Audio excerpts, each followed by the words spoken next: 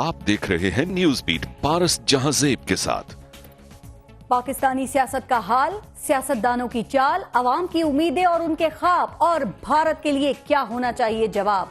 ये हैं वो बीट्स जिन पे बात करेंगे ऑल पाकिस्तान मुस्लिम लीग के सरबराह जनरल परवेज मुशर्रफ से।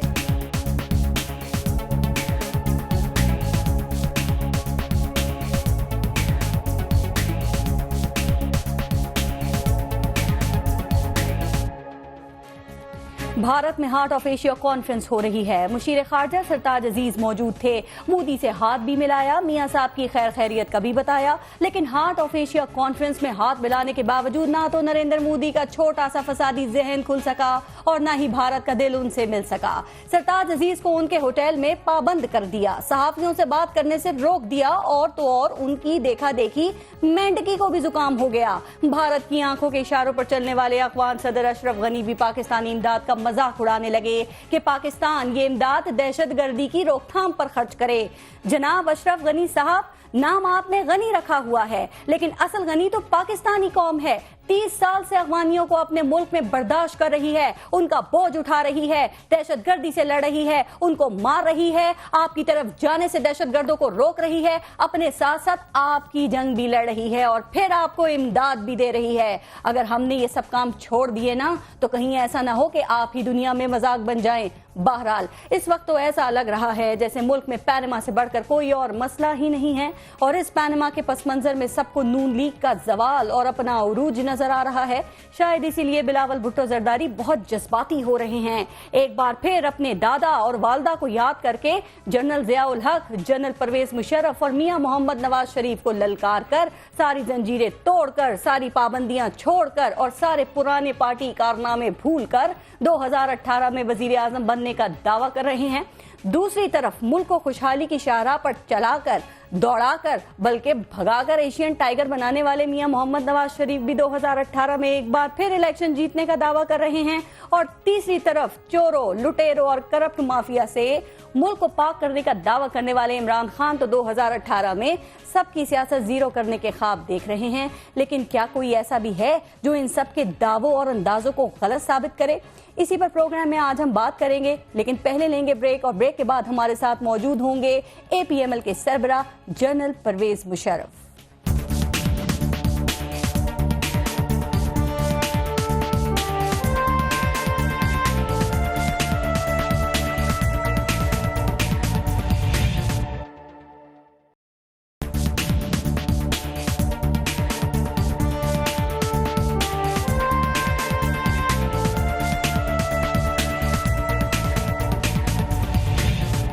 जनरल परवेज मुशर्रफ साहब, अस्सलाम वालेकुम सर, और बहुत शुक्रिया आपने वक्त दिया।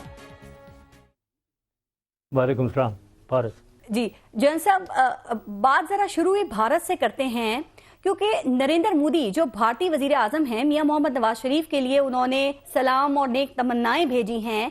लेकिन सर, जो पाकिस्तान के लिए नरेंद्र मोदी जबान इस्तेमाल कर रहे हैं और जो वो ख्वाब देख रहे हैं, आपके ख्याल में उसका जवाब क्या होना चाहिए? और जो जवाब हम दे रहे हैं, क्या ये उनके समझने के लिए या उनको समझाने के लिए काफी है, या फिर इससे ज्यादा कुछ सोचना होगा, हमें बेहतर जवाब देना होगा इससे ज्यादा? उनका जवाब बिल्कुल ज़्यादा देना चाहिए, और प्राइम मिनिस्टर साहब को देना चाहिए, कैबिनेट को देना चाहिए। ये जो आपने शुरू ही में कहा कि उन्होंने बहुत सलाम और नेक तमन्नों का मैसेज भेजा है, तो वो तो एक चालाकी कर रहे हैं। यानी प्राइम मिनिस्टर से नेक तमन्नाओं का मैसेज और पाकिस्तान को गालियों का मैसेज, ये कहाँ की, ये किस किस्म की डीलिंग है? तो ये ऐसे नहीं हो सकता। हमें भी समझना चाहिए कि उनके इंटेंशन, वो बदनीयती से हमें सलाम बलाम जो भेज रहे हैं आपको, बदनीयत है। तो इसलिए उनका जवाब बिल्कुल सख्ती से जवाब जाना चाहिए, और ज़्यादा लिफ्ट नहीं देनी चाहिए। वो सलाम भेज रहे हैं या बड़ा जनाब नेक तमन्ना, कोई नेक तमन्नाएं नहीं है उनके दिल में। जनरल साहब, हार्ट ऑफ एशिया कॉन्फ्रेंस में हम तो ये जो तलखियां थी इनको कम करने के लिए गए थे ना सर, लेकिन आज जो भारत ने मुशीर खारजा सरताज अजीज साहब के साथ जो सलूक किया है, उनको प्रेस कॉन्फ्रेंस करने नहीं दी गई है, ये जो भारत ने बदतरीन सफारती तर्ज अमल का मुजाहरा किया है, क्या इसके बाद हम भारत से किसी चीज की उम्मीद कर सकते हैं सर? नहीं कर सकते बिल्कुल। ये तो पहले तो क्योंकि उन्होंने सार्क कॉन्फ्रेंस को ख़त्म किया था, और अभी हमें जाना ही नहीं चाहिए था इसमें। मैंने तो पहले कहा है, हमें जाना ही नहीं चाहिए था। اب چلے گئے, اب دیکھ لیں گئے ہیں تو اپنی بے عزتی کروا رہے ہیں. ادھر ان کو سنا ہے ایئرپورٹ پہ بھی روکا کافی دیر تک, اس کے بعد اندر ان کو کانفرنس نہیں اٹینڈ کرنے دے رہے ہیں. ایک تھپڑ کھا لیا ادھر جا کر خواہ خواہ میں, کوئی ضرورت نہیں تھی. ایک کانفیڈنس اپنے آپ میں ہونا چاہیے. دیکھیں سارک پاکستان کے بغیر اس کی کوئی ویلیو خاص نہیں ہے, یہ ہمیں پتہ ہونا چاہیے. سارک چلے باتیں کرو, ملو جاؤ, پاکستان نہیں آ رہا ہے تو ہمیں فکر نہیں کرنی چاہیے, اس کی ویلیو ختم ہوتی ہے. پاکستان کوئی بھوٹان تھوڑی ہے بھائی, تو پاکستان کی وجہ سے وہاں ویلیو ہے, ہندوستان کی وجہ سے ویلیو ہے. اب اگر ہمیں نہیں آنے دے رہے ہیں تو کوئی فکر نہیں ہے, کرو سارک کچھ بھی نہیں ہے ہمارے بغیر. جیسا مودی ایک طرف پاکستان کو دنیا سے تنہا کرنے کی کوشش کر رہا ہے سفارتی طور پہ, اور ایک طرف یہ پانی بند کر کے صحرا بنانے کی دھمکیاں دے رہے ہیں, اور یہ جو بھارت کا ڈیفنس منسٹر ہے وہ بھی ہمیں یہ دھمکی دے رہا ہے کہ ہم نے کوئی ایٹم بم سجانے کے لیے نہیں رکھا ہے. سر میں ان تینوں پوائنٹس پہ ذرا ایک ایک کر کے آپ سے بات کرنا چاہوں گی, لیکن پہلے ایٹم بم پر. جن صاحب, کیا ہم نے بھارت کو یہ ہم بتا سکے ہیں کہ یہ مودی سرکار یہ ایٹم بم کی دھمکی ہمیں مت دینا, اس کو سزا ہی رہنے دو, کیونکہ پاکستان جیسے ہمسائے ممالک کے ساتھ اس طرح کی باتیں اچھی نہیں لگتی ہیں. سر کیا ہم انہیں یہ بتا سکیں, سمجھا سکیں ابھی تک؟ سمجھانا چاہیے. یہ تو الٹی بات ہو رہی ہے کہ وہ ایٹم بم کی دھمکی ہمیں دے رہے ہیں, تو ان کو کہیں وہی کہ ہمارے پاس جو ہے وہ شب برات کے لیے نہیں رکھے ہوئے, ہم نے بھی, تو وہ ہمارے پاس بھی ہے. تو کیا بات کر رہے ہیں, مطلب ان کو منہ توڑ جواب دینا چاہیے. ان کو سختی کا اینٹ کا جواب پتھر سے میں شروع سے کہہ رہا ہوں, ورنہ یہ تو باز نہیں آئیں گے, یہ آپ کے ساتھ یہی کرتے رہیں گے. جنرل صاحب, ابھی آپ نے ایک دو دفعہ ذکر کیا ساک کانفرنس کا. دیکھیں ساک کانفرنس بھارت کی وجہ سے نہیں ہو سکی. سر بھارت جھوٹا سرجیکل سٹرائک کا دعویٰ کر رہا ہے, پوری دنیا میں راگ الاپ رہا ہے کہ پاکستان دہشت گرد ہے, کشمیر ایشو سے توجہ ہٹانے کی کوشش کر رہا ہے, کمپوزٹ ڈائلاگ سے بھاگ رہا ہے, سفارتی طور پہ ہمیں تنہا کرنے کی کوشش کر رہا ہے. سر اس صورتحال میں کیا آپ سمجھتے ہیں کہ ملک میں ایک کمپیٹنٹ فارن منسٹر ہونا چاہیے, یا آپ یہ سمجھتے ہیں کہ میاں نواز شریف اس اضافی وزارت کے ساتھ اور اپنے دو تجربے کار مشیروں کے ساتھ بڑے اچھے طریقے سے اس کو چلا رہے ہیں؟ نہیں, یہ بالکل صحیح آپ کہہ رہی ہیں. فارن منسٹر کا اس وقت ہونا اشد ضروری ہے. یونائٹڈ اسٹیٹس میں ایک نئے پریزیڈنٹ آ گئے ہیں, وہ ان کو, اور نئی ایک ریپبلکن پارٹی آ گئی ہے, ان کے مائنڈز کو افیکٹ کرنا, ہماری سٹینڈ کے بارے میں ان کو پوری طریقے سے بتانا, یہ ہمیں سارا کچھ کرنا ہے. ایک ایفیکٹو فارن منسٹر ہونا چاہیے, بہت ضروری ہے. یہ تو بہت اس کی ضرورت ہے. کیوں نہیں ہے سر, اس کوئی سیاست ہے, کوئی مفاد ہے, آپ کو کیا سمجھ میں آتا ہے کیوں نہیں اپوائنٹ کر رہا ایک فارن منسٹر؟ میرے خیال میں کیئرلیسنس ہے, آئی وڈ سے کہ فکر ہی نہیں ہے. مطلب یہ پاکستان کی فکر ہی نہیں ہے, پاکستان کی فکر نہیں, اپنی سوچ رہے ہیں. اگر ان میں قابلیت اور صلاحیت ہے تو بات کریں ذرا انٹرنیشنل لیڈر سے, اور ان کو ذرا ان کے اوپینین چینج کریں. پریزیڈنٹ ڈونلڈ ٹرمپ سے ملیں, اس کی اوپینین چینج کریں, ان کی پاکستان کی طرف ذرا مائل کریں. تو یہ چیزیں نہیں ہو رہی ہیں.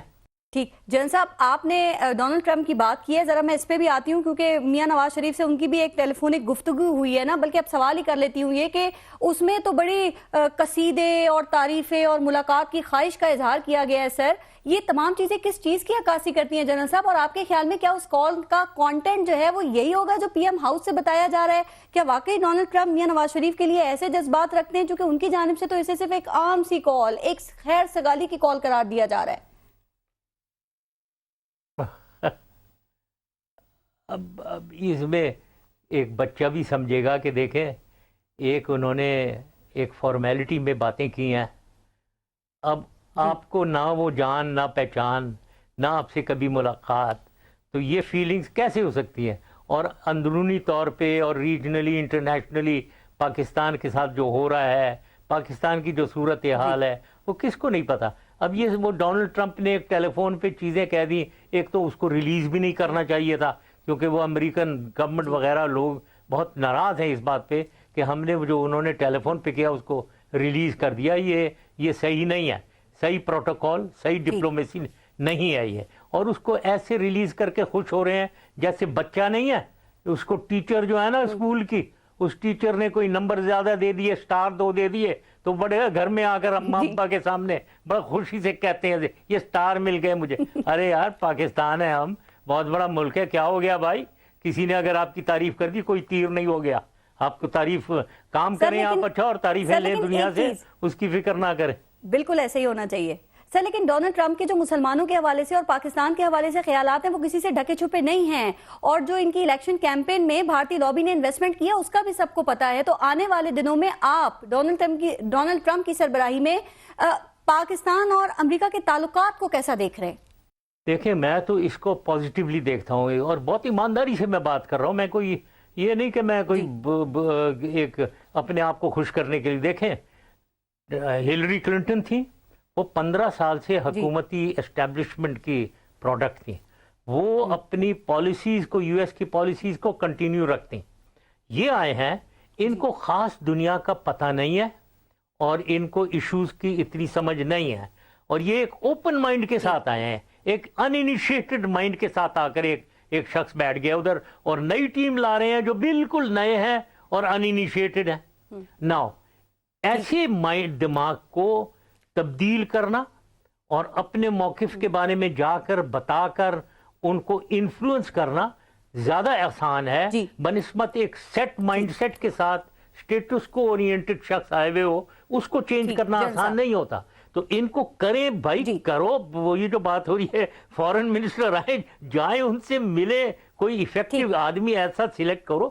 پاکستان میں ایک سے ایک انٹیلیجنٹ لوگ پڑے ہیں، ایک پرسنالٹی والے لوگ پڑے ہیں. لیکن وہ اعتماد کرنے کے لیے تیار نہیں کرے نا صحیح آدمی کو، جو جا کر ادھر ادھر آنکھوں میں آنکھیں ڈال کر کے بات کر کے ان کی ویوز کو تبدیل کرے. دوبارہ اسی بات پہ آپ کر رہے ہیں جن صاحب. ایک اور ایشو، کیونکہ بریک کا بھی ٹائم ہو رہا ہے، لیکن میں یہ پہلے آپ سے بات کرنا چاہ رہی ہوں کہ بھارت پانی بند کرنے کی بھی دھمکی دے رہا ہے سر.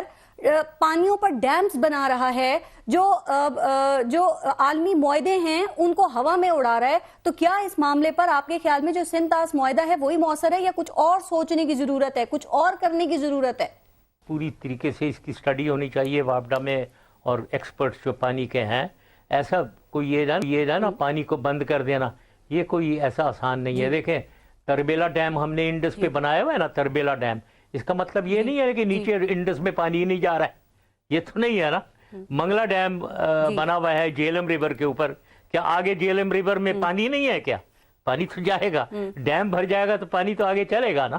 تو ایسی کوئی بات نہیں ہے. لیکن اب کیا کر سکتا ہے وہ یہ ضرور کر سکتا ہے، پانی بھر دیا اس میں، اس کے بعد اس کو ایک دم ریلیز کر دیا، فرض کیا، اور آپ میں سیلاب کرا دیا آپ کے ایریا میں، یا پھر اس کو پانی کو خالی کر دیا اور پھر 8 دن کے لیے بھرنا شروع کر دیا تو آگے بالکل پانی روک دیا. یہ چیزیں مطلب ایک مینیپولیشن پانی کی کر سکے گا، لیکن اس کے لیے پہلے ڈیم بنانے ہوں گے جس میں ٹائم لگے گا ظاہر ہے. سر اب میں یہی بات صاحب پانی کا معاملہ ہے، پانی کا معاملہ ہے، اس میں ایک بڑی بات یہ ہے کہ کیا ہمارے پاس وہ ڈیمز ہیں جس میں پانی سٹور ہو سکے. جنرل صاحب چونکہ اس حوالے سے آپ کو بھی بڑا تنقید کی جاتی ہے آپ کے اوپر کہ آپ با اختیار تھے، آپ مقبول تھے، آپ اتفاق رائے پیدا کر سکتے تھے سر، لیکن شاید آپ بھی سیاسی مصلحتوں کا شکار ہو گئے، آپ بھی کالا باغ ڈیم نہیں بنا سکے اور دیکھیں وہ کام ابھی تک نہیں ہو سکا ہے. کالا باغ نہیں بنایا. دیکھیں پارس، ہماری سوئی کالا باغ پہ پھنسی بھی ہے. میں نے بھاشا ڈیم شروع کرا دیا تھا 2006 میں نے بھاشا ڈیم کی ارتھ بریکنگ اپنے ہاتھ سے کی ہے، ادھر جا کر بھاشا پہ ادھر پتھر بھی لگا ہوا ہے، شاید ہو سکتا ہے انہوں نے پھینک دیا. سر اس کے کتنی دفعہ افتتاح ہو چکے ہیں، نواز شریف بھی کر چکے ہیں، زرداری صاحب بھی کر چکے ہیں.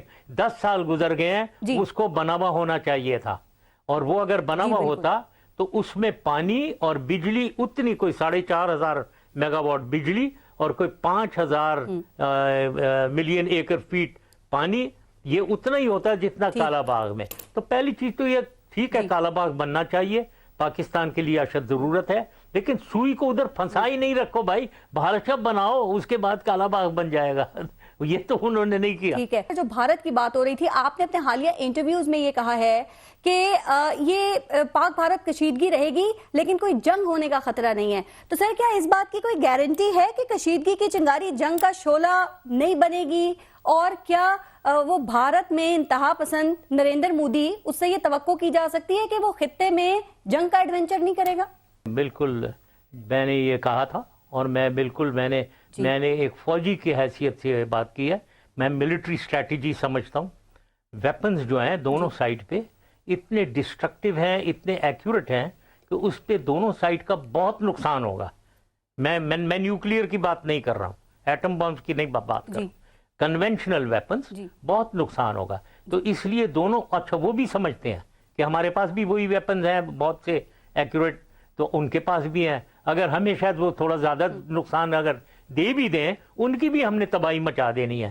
دوسری چیز اس کی ثبوت میں دیتا ہوں, 2002 میں آپ کو یاد ہوگا کہ پوری انڈین فوج, تمام آرمی اینڈ ایئر فورس, یہ ہمارے بارڈر پہ لے آئے تھے موو کر کے. یہاں تک کہ ایسٹرن سیکٹر جو ان کا ہے, جو آسام ہے, ادھر سے 8 ڈویژن وہ بھی ٹرینوں میں بھر کے یہاں لے آئے تھے ہماری طرف, جو بالکل انڈیکیشن ہے کہ اب یہ جنگ کرنے والے ہیں. ہم نے ہماری فوج موو کر دی اور ایئر فورس بھی موو کر دی, آمنے سامنے آ کر بیٹھ گئے. اب مجھے آپ بتائیں 10 مہینے بیٹھے رہے, کیوں یہ واپس گئے؟ میں نے تو للکارا تھا انہیں, میں نے کہا تھا آ جاؤ میدان میں, اللہ اکبر, جنگ کر لیں گے اگر اتنے آپ میں دم ہے. جانا پڑا, ان کو گالیاں پڑی ان کے اپنے میڈیا میں کہ کیوں آئے تھے, 100 ارب روپے انہوں نے خرچ کیے موومنٹس کے اوپر, تو کیوں آئے تھے جب کچھ کرنا نہیں تھا؟ کچھ کرنا اس لیے نہیں تھا, کر نہیں سکتے, ہم ان کو سبق سکھا دیں گے. اس لیے میں سمجھتا ہوں ابھی بھی انہیں یہ ہمت ہے اور ہمارا کہ فخر ہے, نقصان دونوں کا ہوگا, جنگ نہیں ہو سکتی ہے. بالکل وہ کریں گے کیا, وہ لوکلائزڈ ایکشن, مطلب کشمیر ٹک ٹک لگے رہیں گے, تو ہم بھی ٹک ٹک لگے رہیں گے. گھبرانا نہیں چاہیے. اگر جی 10 آدمی ہمارے 5 شہید ہو گئے, بڑا افسوس ہے, لیکن گھبرانا نہیں چاہیے. ایک ملک ہے, اس میں کوئی تھوڑی سی نقصان اٹھا لینا پڑتا ہے اپنے ملک کی عزت اور وقار کے لیے, کوئی گھبرانے کی ضرورت نہیں ہے. ان کو بھی ہم سبق سکھائیں گے, ہم بھی انہیں ماریں گے. بالکل, تو یہ اسی طریقے سے وہ رکیں گے, ورنہ یہ وہ کرتے رہیں گے. ٹھیک, بریک لیتے ہیں, دیکھتے رہیے گا نیوز بیٹ.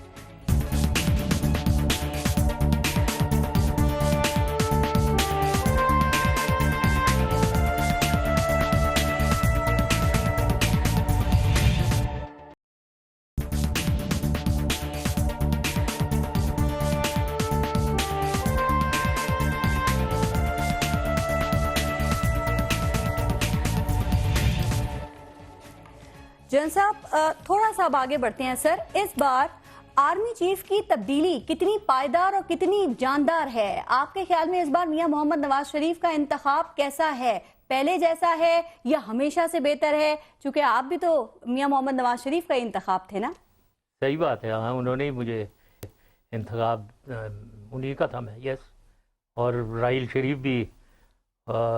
جی, اب اس کے بارے میں کیا بتاؤں. وہ سر, میں سر اس لیے آپ سے سوال پوچھا کیونکہ یہ سوال اس لیے گردش کرتا ہے کہ آپ میاں نواز شریف کا انتخاب تھے, لیکن وہ آج تک اس کو اپنی بڑی غلطی سمجھتے ہیں, شاید اس لیے کہ آپ ان کے معیار پہ پورے نہ اترے ہوں.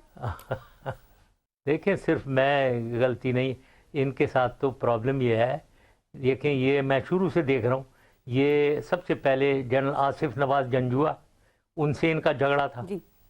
آگے چلے جنرل وحید کاکڑ صاحب آئے, ان سے بھی ان کا جھگڑا تھا. پھر جنرل جہانگیر کرامت صاحب آئے جو شریف ترین انسان تھے, ان سے بھی ان کا جھگڑا تھا. میں آیا, میرے ساتھ بھی آپ کو پتہ ہی ہے. راحیل صاحب آئے, ان کے ساتھ بھی. تو پرابلم فوجیوں کا نہیں ہے, پرابلم ان کا ہے. ان کے دماغ میں کوئی فطور ہے, یا تو کمپلیکس ہوتا ہے نا ایک, کہ ان کو دبانا ہے. یہ ہے ان میں, کیونکہ میں اپنی باتیں ریلیٹ نہیں کرنا چاہتا ہوں. اب یہ نہیں سوچتے ہیں کہ دیکھیں 40 سال سروس کر کے آرمی کے ٹاپ رینک پہ ایک آدمی آتا ہے, وہ کوئی بچہ نہیں ہے, پہلی چیز ہوئی ہے, اور وہ کسی کا چمچہ نہیں ہے, وہ پاکستان کی سوچتا ہے. ہماری ایک ٹریننگ ہی ایسی ہو جاتی ہے کہ ہم صرف پاکستان کا سوچتے ہیں, ہمیں فکر نہیں ہے کون کیا ہے. پرائم منسٹر صاحب آپ اپنا کام کریں, ہم اپنا کر رہے ہیں جی.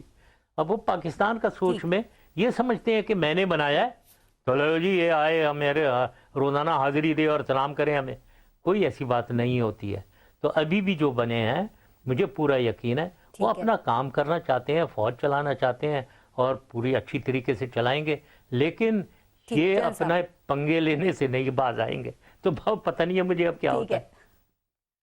ٹھیک ہے سر صاحب، ایک بات میں اور آپ سے پوچھنا چاہ رہی ہوں سر، ابھی ریسنٹلی آصف علی زرداری نے بھی اپنے ایک انٹرویو میں یہ کہا کہ جنرل اشفاق پرویز کیانی کو ایکسٹینشن اس لیے دی گئی کہ ان کی ایکسٹینشن کے بعد جو باقی اپنے گھروں کو گئے وہ مشرف مائنڈ سیٹ کے لوگ تھے.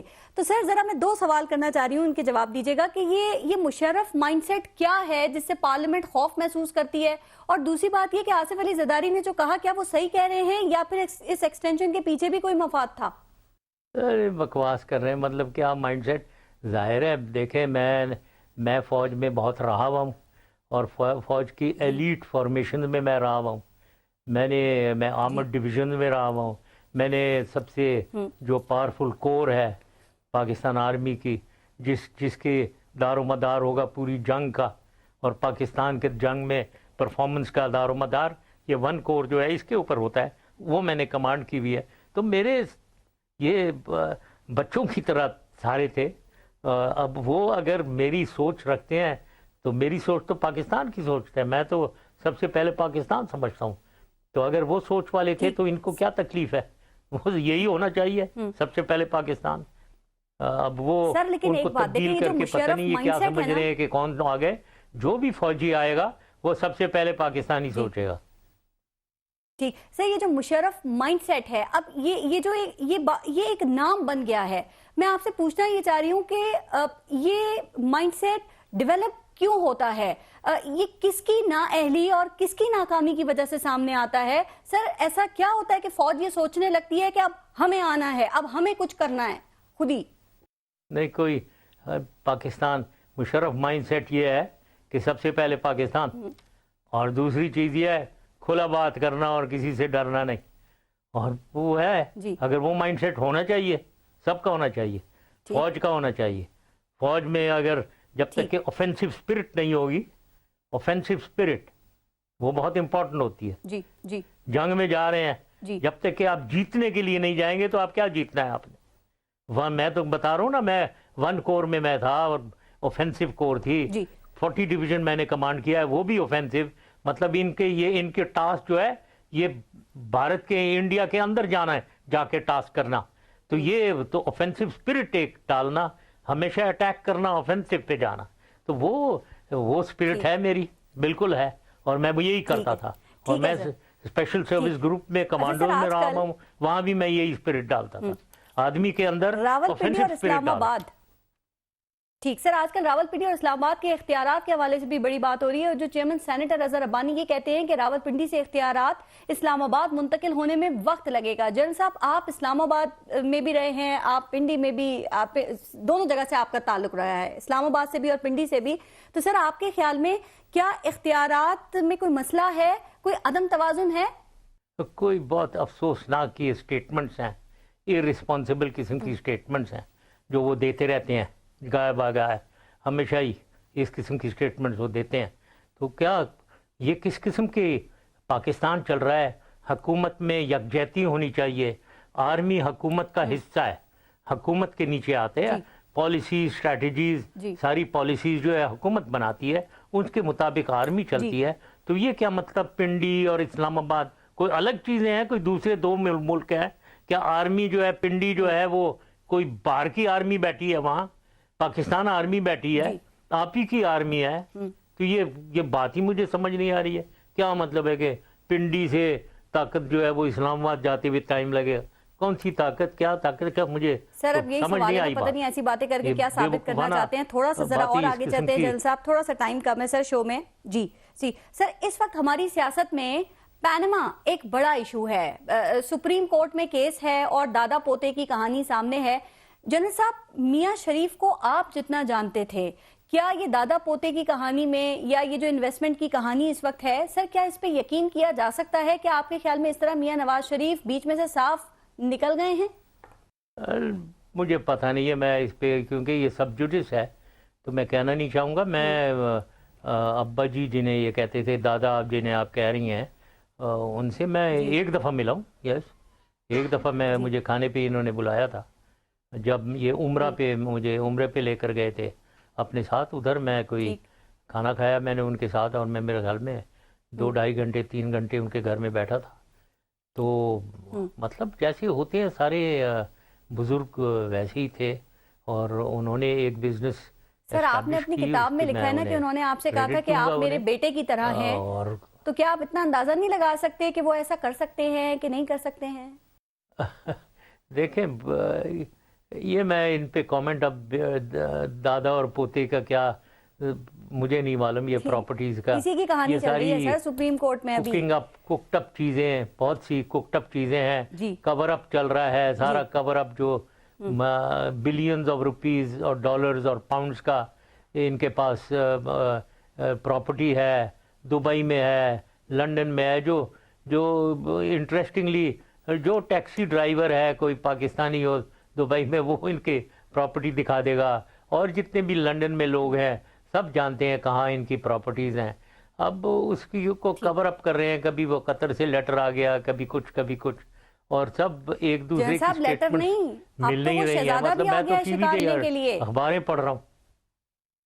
آپ کو لگتا ہے کہ وہ خط اور شہزادے کی آمد میاں صاحب کی مدد کر سکتی ہے، مشکل سے نکال سکتی ہے ان کو؟ مطلب اگر یہ چیزیں سپریم کورٹ ان سے افیکٹ ہونے لگے تو بڑے افسوس کی بات ہے.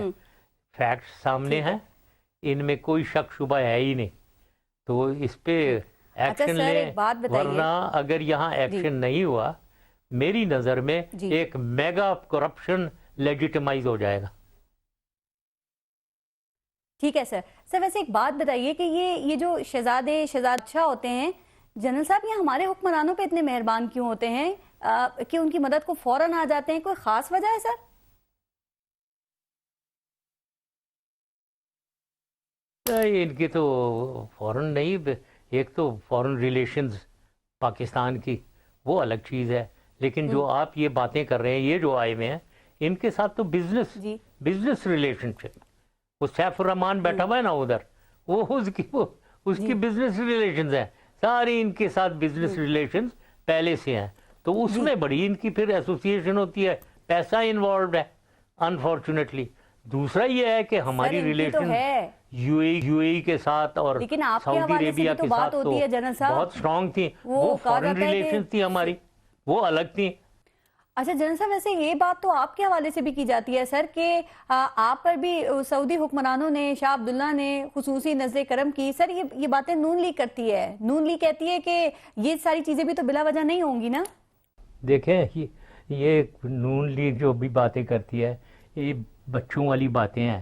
ملکوں کے ایک تو انٹر اسٹیٹ ریلیشنز ہوتے ہیں دیش میں، اس میں کوئی شک نہیں ہے کہ میرے زمانے میں ہماری ریلیشن ود سعودی عربیہ اور یو اے ای اور سب ملکوں کے ساتھ ایکسیلنٹ تھے، تو وہ ایک الگ چیز ہے. ان میں میری ریلیشن شپ سارے لیڈرز کے ساتھ. دوسری چیز ہوتی ہے ایک پرائیویٹ ریلیشن شپ جو یہ لوگ کر رہے ہیں، ایک بزنس والی ڈیل، ان کا بزنس ادھر، وہ بزنس کی باتیں کر رہا ہے، آ کر پیسوں کی باتیں ہو رہی ہیں. میرے تو کوئی پیسوں کی باتیں نہیں تھیں. بعد میں جب میں چلا گیا 2009 میں 2010 میں گیا ہوں وہاں، وہ الگ چیز ہے. میں ریٹائرڈ آدمی ہوں، اب میری ان کے ساتھ جو بھی میری کانٹیکٹ ہے جو کئی ایک لوگوں سے ہے وہ میری پرسنل ان کے ساتھ، لیکن جب میں پریزیڈنٹ تھا کوئی پرسنل ریلیشن شپ کی باتیں نہیں تھیں. آپ نے خود بھی ان چیزوں کو چھپایا نہیں ہے، آپ تو خود یہ بتا رہے ہیں نا کہ انہوں نے گھر کے سلسلے میں بھی آپ کی مدد کی اور آپ کے اکاؤنٹس میں کچھ پیسے بھی ٹرانسفر کیے، تو یہ تو اچھی بات ہے کہ آپ خود بتا رہے ہیں. صحیح میں بتا رہا ہوں، اور انہوں نے دیے یہ. اور بالکل 2009 کے بعد جب میں گورنمنٹ سے چلا گیا تھا میں نے سب چھوڑ دیا ہوا تھا. پروف دیکھیں، آنیسٹی کا پروف یہ ہے، مجھے 10 سال میں مجھے بتا دیں کوئی ایک پیسے کی بات بتائے، مجھے کوئی بھی ایک پیسے کی بات کریں تو اس کی بات کریں. میں بعد میں اگر میں باہر جا رہا ہوں مجھے کوئی دے رہا ہے، میں کوئی کما رہا ہوں، میں لیکچر دیتا ہوں ادھر مجھے پیسے دے رہا ہے، اس سے میں کیوں کسی کو بتاؤں کہ کتنے مجھے دے رہا ہے، کون کیا کر رہا ہے؟ میری اپنی ہے. ٹھیک ہے ٹھیک. اچھا جن صاحب تھوڑا سا ٹائم کم ہے سر. اب عمران خان جو ہیں وہ اس وقت پاکستانی عوام کی خود کو آخری امید سمجھتے ہیں، اور نون لیگ اور پاکستان پیپلز پارٹی ہے نا وہ اس کو ان کی وزیر اعظم بننے کی خواہش کہتی ہے. بلاول بھٹو زرداری بھی یہ کہہ رہے ہیں کہ 2018 میں اب وہ وزیر اعظم بنیں گے. سر آپ کے خیال میں اس وقت پاکستانی عوام کی امید کون ہے؟ عمران خان، میاں نواز شریف، بلاول بھٹو یا جنرل پرویز مشرف؟ دیکھیں امید اس سے ہونی چاہیے جو کچھ کرے پاکستان کے لیے. انفارچونیٹلی یہ جو دو ہیں پیپلز پارٹی PMLN, یہ تو تین دفعہ ٹرائی ہو گئے ہیں, تینوں دفعہ میزریبلی فیل ہوئے. ملک کا انہوں نے ستیہ ناش کیا ہے اور ملک کے عوام کو انہوں نے بدحالی دی ہے, تکلیف دی ہے, وہ مصیبتیں دی ہیں. یہ تو یہ ہے. اب رہے عمران خان صاحب, ان کی پارٹی ہے اور ویسے ذاتی طور پہ ان کے جہاں تک ان کا تعلق ہے, یس وہ ایک ایماندار آدمی ہے, پیٹریوٹک آدمی ہے, ویل میننگ ہے, تو یہ ان کی پازیٹیو کوالٹیز پرسنل ٹریٹس تو ہیں, لیکن ان کی پھر نیگیٹیوز بھی ہیں. گورننس پاکستان کی کوئی آسان کام نہیں ہے, تو اس لیے ان پہ ڈاؤٹ ہوتا ہے. لیکن اگر ان تینوں کی کمپیرزن تو ظاہر ہے وہ بہتر ہے ان دونوں سے. پاکستان کیا پارلیمنٹ میں نہیں جا رہے ہیں عمران خان, اور وہ یہ کہتے ہیں کہ کرپٹ وزیر اعظم کی موجودگی میں نہیں جاؤں گا. تو سر کل میرے پروگرام میں بھی انہوں نے یہ کہا کہ میں جتنا بھی ابھی تک پارلیمنٹ میں گیا ہوں نا, میں نے اپنا وقت ضائع کیا ہے. تو ایک بڑی پولیٹیکل پارٹی کا سربراہ ہونے کی حیثیت سے آپ کے خیال میں کیا ان کا یہ فیصلہ درست ہے, یا وہ پارلیمنٹ کی توہین کر رہے ہیں سر؟ چونکہ پاکستان کے عوام نے, ان کی امیدوں نے ان کو الیکٹ کر کے بھیجا ہے نا. نہیں الیکٹ کر کے بھیجا ہے, لیکن توہین کیا, پارلیمنٹ انفارچونیٹلی خود ہی اپنی توہین کرتی ہے جب اس میں کوئی ویلیو نہ ہو, کوئی کام کی باتیں نہ ہو رہی ہیں ہوں, اور یہ افیکٹڈ اور گورننس اس طریقے سے جیسے یہ ہو رہی ہے وہ ہو رہی ہے. تو مطلب ایک اس کی ویلیو, پارلیمنٹ کی ویلیو انہوں نے خود ہی نے اپنی ویلیو کم کی ہوئی ہے, تو وہ نہیں آ رہے ہیں. تو اچھا سر آخری سوال, آپ یہ کہتے ہیں کہ مجھے پاکستان میں کوئی ویژنری لیڈر نظر نہیں آتا, تو آپ کے خیال میں کیا وہ ویژن صرف آپ ہی کے پاس ہے جو پاکستان کو اور پاکستانی عوام کو آگے لے کر جا سکتا ہے؟ کیا آپ یہ سمجھتے ہیں کہ آپ اب بھی پاکستانی عوام کی ضرورت ہے اور آپ کے پاس ہی ان لوگوں کے, اس عوام کے مسائل کا حل موجود ہے؟ دیکھیں میں کوئی اپنی بڑکیاں نہیں مارتا ہوں, میں آئی ایم ناٹ, میں کوئی یہ نہیں کرتا ہوں کہ میں اب اپنی تعریفیں شروع کر دوں کہ میں ہی ایک آدمی آسمان سے اترا ہوا ہوں. لیکن ہاں یہ بات ضرور ہے کہ میری ایک ویژن ضرور ہے.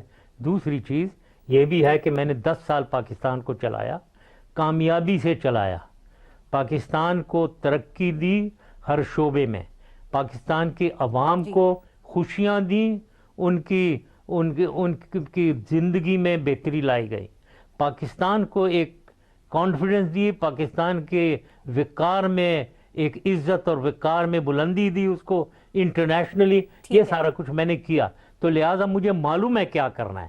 میں یہ چیلنج کرتا ہوں, یہ کسی کو نہیں معلوم, مجھے معلوم ہے. باہر بیٹھ کے پاکستان کی کیا مدد کر سکتے ہیں سر؟ کیسے مدد کر سکتے ہیں؟ آپ تو پاکستان میں نہیں ہیں نا, پاکستان سے باہر ہیں, تو کیا مدد ہو سکتی ہے پھر؟ باہر بیٹھ کے ظاہر ہے میں جاتا ہوں ادھر, جہاں گیا ہوں یونائٹڈ اسٹیٹس, یا یہاں ابھی میں یہاں ایک تھنک ٹینک ہے ادھر مجھے انوائٹ کیا ہوا ہے جہاں میں کل جا رہا ہوں. ظاہر ہے میں پاکستان کی تعریفیں, پاکستان کے موقف کو بیان کروں گا اور ان کو افیکٹ کروں گا. تو اتنا تو میں کر سکتا ہوں جو میں کر رہا ہوں, اور میں کہیں جا کر یہ حکومت کو گالیاں والیاں نہیں دیتا ہوں. وہ میں بالکل جو پاکستان میں ہو رہا ہے ان کی میں نہیں بات کرتا ہوں, وہ ہماری انٹرنل, میں ایشوز کے اوپر بات کرتا ہوں, اور پاکستان کا موقف بولتا ہوں. پاکستان میں آ کر بھی ہونی چاہیے نا. آپ کیا ارادہ ہے پاکستان آنے کا سر؟ کچھ عنقریب آ رہے ہیں آپ پاکستان, یا 2018 کے الیکشن کے آنا ہے؟ دیکھیں 2018 میں الیکشن میں پارٹیسپیٹ کرنا ہے, کیونکہ میں سمجھتا ہوں پاکستان کی ضرورت ایک ایسی پولیٹیکل پارٹی کی ہے, پولیٹیکل فورس کی ہے جو چاروں صوبوں میں ہو, جو ایتھنک بائسز میں نہ ہو, اور جو ایتھنک اور سیکٹیرین بائسز سے بالاتر ہو کر ایک پارٹی ہو, اور تمام صوبوں میں ہو, نیشنل پارٹی ہو. اس وقت ساری ایتھنک پارٹیز ہیں, کوئی پنجاب کی ہے, کوئی سندھ کی ہے, کوئی KPK کی ہے. تو سر ان سب کے لیے کب آ رہے ہیں آپ پاکستان؟ ہاں آؤں گا میں, مجھے ظاہر ہے اگلے سال آنا پڑے گا. یہ کیسز کو بھی دیکھ رہے ہیں, کیسز میں ذرا, اور میں یہ ذرا میڈیکل چیک اپ کے لیے ابھی پرسوں کہا جاتا ہے کہ کیسز اور جیلیں تو لیڈرز کو مضبوط کرتی ہیں سر, مقبول کرتی ہیں. اب وہ صحیح بات وہ تو ہے, لیکن وہ اگر وہ مجھے آگے الیکشن ہی سے بین کر دیں تو پھر کیا, یا مجھے موو ہی نہ کر دیں تو کیا فائدہ ہے اس آنے کا جس میں موو نہیں کر سک رہا ہوں. میں تو پبلک ایڈریسز کرنا چاہتا ہوں. ٹھیک سر، بہت شکریہ. اے پی ایم ایل کے سربراہ جنرل پرویز مشرف پروگرام میں ہمارے ساتھ موجود تھے. آپ نے ٹائم نکالا. پاکستان کے لیے اپنی ذات کی نفی کر دینے والے سیاسی دعووں پر کیا آج کی پاکستانی قوم یقین کرنے کے لیے تیار ہے؟ سوچئے گا. اپنے ملک کا خیال رکھیے. پارس جہاں زیب کو اجازت دیجیے. اللہ نگہبان.